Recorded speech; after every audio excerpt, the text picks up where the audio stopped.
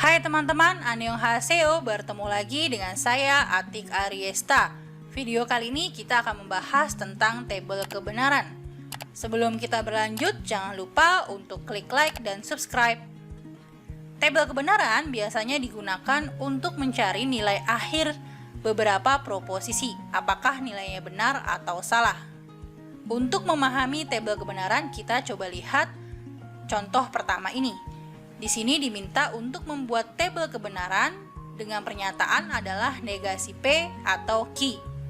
Bisa disebut juga dengan negasi P disjungsi Q. Langkah pertama dalam membuat tabel kebenaran adalah menentukan kolom yang diperlukan untuk kita periksa tabel kebenarannya. Untuk proposisi pertama yaitu P sesuai dengan soal. Kemudian kolom yang kedua adalah Q untuk proposisi kedua yaitu sesuai dengan soal. Kemudian berikutnya adalah kolom negasi P karena di soal untuk proposisi pertama digunakan negasi. Yang terakhir adalah kolom keempat yaitu hasil terakhirnya sesuai dengan pernyataan yang ingin diperiksa tabel kebenarannya yaitu negasi P atau Q. Setelah kolom ditentukan, maka langkah berikutnya adalah kita menentukan kemungkinan-kemungkinan untuk proposisi pertama yaitu P dan proposisi kedua yaitu Q untuk diperiksa tabel kebenarannya. Untuk menentukan ada berapa banyak kemungkinan, teman-teman dapat menggunakan rumus ini yaitu 2 pangkat N, di mana N ini merupakan variabel yang ada pada proposisi untuk diperiksa kebenarannya. Berarti di sini terdapat dua variabel yaitu P dan Q. Sehingga untuk kemungkinannya yaitu 2 pangkat 2. Hasilnya adalah 4. Berarti akan ada 4 kemungkinan kombinasi untuk variabel P dan variabel Q. Kita lihat untuk penulisannya di sini untuk variabel P. Kemungkinan pertama kita periksa dulu seandainya kalau variabel P bernilai true, maka dipasangkan untuk variabel yang kedua dengan true dan untuk yang berikutnya adalah dengan false. Begitu pula sama juga untuk yang ketiga dan keempat kita periksa untuk nilainya false, berarti juga dipasangkan untuk variabel yang kedua dipasangkan dengan true dan untuk yang berikutnya juga dipasangkan dengan false. Berarti ada pasangannya, jadi kita memeriksa dulu untuk true, maka kalau kondisinya true, yang satunya lagi false, apa yang terjadi? Kalau yang pertamanya true, yang keduanya true, apa yang terjadi? Begitu pula juga untuk yang false. Setelah kolom pertama dan kolom kedua, yaitu variabel P dan Q, maka selanjutnya kita akan mengisi kolom yang ketiga dan yang keempat.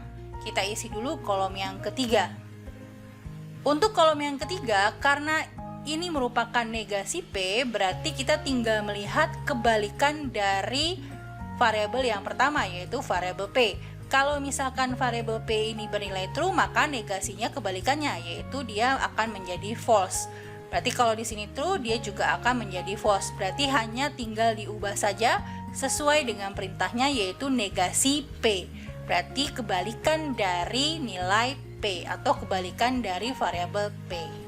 Untuk kolom yang ketiga sudah kita isi yaitu negasi P, maka yang terakhir adalah kita tinggal menjawab kolom yang keempat yaitu untuk memeriksa tabel kebenaran negasi P atau Q. Untuk memeriksa tabel kebenaran karena ini merupakan disjungsi, simbol yang digunakan adalah disjungsi. Teman-teman harus mengingat lagi untuk pengertian disjungsi.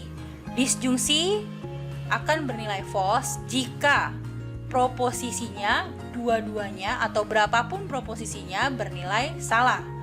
Kalau misalkan ada proposisi pertama ini harus bernilai salah atau proposisi kedua juga harus bernilai salah, maka hasil akhirnya adalah salah.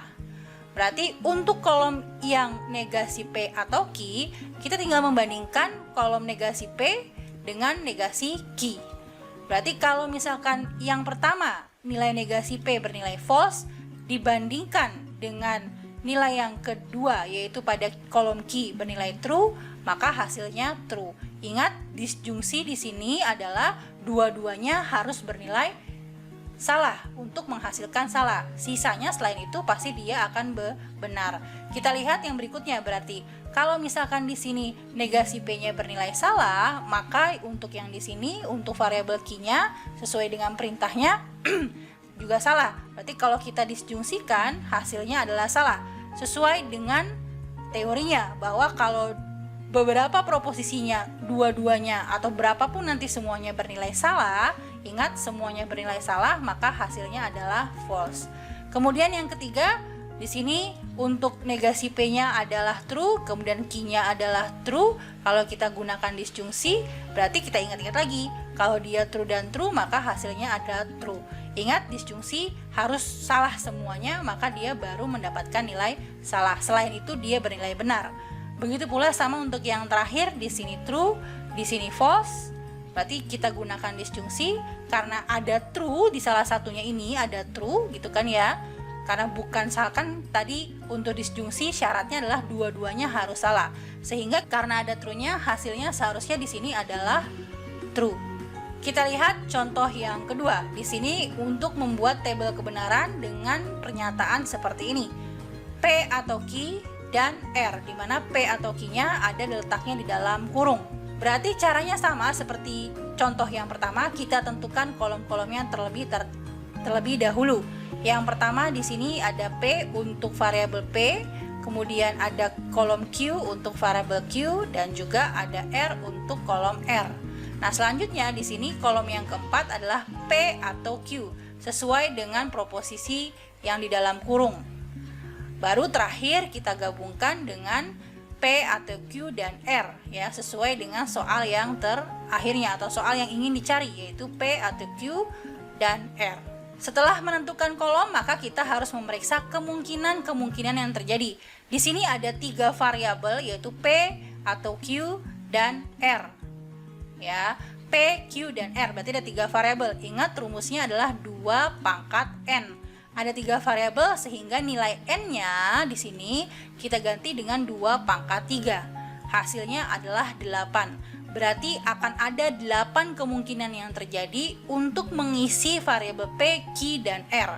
Tadi caranya sama, karena dia 8 berarti untuk variabel yang pertama atau variabel P tinggal kita bagi aja. 4 yang pertama kita coba periksa true, 4 yang berikutnya kita coba periksa false. Untuk 2 true yang pertama kita pasangkan dengan true dan true, begitu pula untuk true yang kedua kita pasangkan dengan false dan false. Untuk false yang pertama, 2 false yang pertama kita pasangkan dengan true dan true, 2 false yang kedua kita pasangkan dengan false dan false. Nanti yang di sini untuk true yang pertama, untuk 2 true dipasangkan dengan true dan false, untuk 2 false dipasangkan dengan true dan false, untuk 2 true dipasangkan juga dengan true dan false, yang terakhir juga sama dipasangkan dengan true dan false. Berarti di sini teman-teman bisa lihat ya, di sini yang pertama ada 4 isinya. Dari 2 pasang ini true 4, false 4, ini tinggal dibagi aja true true, false false, true true, karena untuk masing-masing ada bagiannya. Yang terakhir adalah true false, true false, true false. Nah, sebenarnya untuk variabelnya ini P, Q dan R untuk kombinasinya ya mau diletakkan Q pertama dulu boleh, P kedua juga boleh, nanti terakhir baru R, atau kebalikannya, R yang pertama dulu boleh, Q kedua, baru P yang ketiga. Tergantung, silakan saja sama ya. Yang penting kombinasinya adalah sebanyak 8 kombinasi di sini. Setelah kita mengisi kemungkinan-kemungkinan yang terjadi antara variabel yang digunakan, maka kita bisa mengisi untuk kolom yang ketiga dan untuk kolom yang keempat dan juga kolom yang kelima. Kolom yang keempat adalah P atau Q sesuai dengan soal di sini, ada tanda kurungnya. Yang terakhir baru hasil akhirnya. Kita lihat kolom P atau Q. Nah, di sini teman-teman tinggal melihat saja kolom P atau Q. Berarti tinggal kita berikan tanda, anggaplah kita berikan tanda simbol ataunya. Atau itu adalah disjungsi. Kembali lagi, ingat disjungsi dua-duanya harus salah. Karena ini kebetulan 2 variabel, maka dua-duanya harus salah, baru dia bernilai salah. Berarti kalau yang pertama true dan true, maka hasilnya true. Yang kedua true dan true, hasilnya juga true. True dan false hasilnya adalah true. Karena ingat disjungsi itu adalah dua-duanya harus salah. true dan false, berarti di sini hasilnya adalah true. Kemudian false dan true hasilnya true. False dan true hasilnya juga true. Yang terakhir false dan false, maka dia baru false karena disjungsi ya, dua-duanya harus salah atau semuanya harus salah. Ya, yang terakhir pun juga sama, yaitu false. Kolom keempat sudah kita isi, yaitu P atau Q. Berarti berikutnya yang terakhir kita tinggal mengisi kolom yang kelima, yaitu untuk nilai tabel kebenaran yang terakhir sesuai dengan soal yang diberikan. Untuk kolom yang terakhir diminta untuk melihat P atau Q dibandingkan dan R. Untuk P atau Q kita sudah dapat di kolom ini. Kita diminta untuk membandingkan dengan R. Berarti sama ya, tinggal kita gunakan pakai dan seterusnya ya. Atau di sini namanya adalah konjungsi ya. Kalau tadi atau adalah disjungsi, yang ini adalah konjungsi. Untuk konjungsi ini artinya dia kedua-duanya harus bernilai benar untuk mendapatkan nilai benar. Jadi kalau misalkan salah satunya ada yang salah, selain itu berarti dia salah. Ya, untuk konjungsi berarti dua-duanya harus bernilai benar baru menghasilkan nilai benar. Kita coba lihat untuk yang pertama, true konjungsi true. True dan true, maka hasilnya adalah true. Kemudian false dan true ya, menggunakan konjungsi dan, maka hasilnya false. Kenapa? Karena tadi untuk konjungsi atau dan itu harus benar dua-duanya untuk menghasilkan nilai benar. Karena di sini salah satunya ada yang bernilai false gitu ya, maka hasil akhirnya adalah false.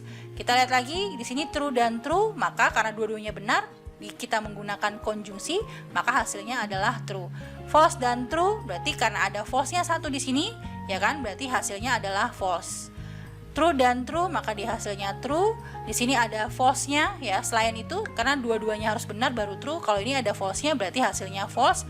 Yang ini pun juga sama, ada false-nya berarti hasilnya juga false. Ini apalagi dua-duanya false, maka hasilnya pun akan false. Untuk konjungsi ya, dua-duanya harus benar dulu untuk menghasilkan benar. Berarti untuk nilai P atau Q dan R ini ada kemungkinannya seperti ini. Kita tidak tahu saat ini apa sih nilai P itu apa, nilai Q apa, nilai R itu apa. Begitu pula juga sama dengan contoh yang pertama tadi. Kita juga nggak tahu karena ada beberapa kemungkinan yang bisa saja terjadi. Ya, tapi kalau misalkan kita membuat tabel kebenarannya, ya ini adalah kemungkinan-kemungkinan yang bisa terjadi untuk pernyataan sesuai dengan soal ini. Sekian video tentang tabel kebenaran. Semoga teman-teman bisa menggunakan tabel kebenaran dan bisa melakukan pengecekan sebuah proposisi dengan menggunakan tabel kebenaran. Sampai bertemu di video berikutnya. Jangan lupa untuk like dan subscribe.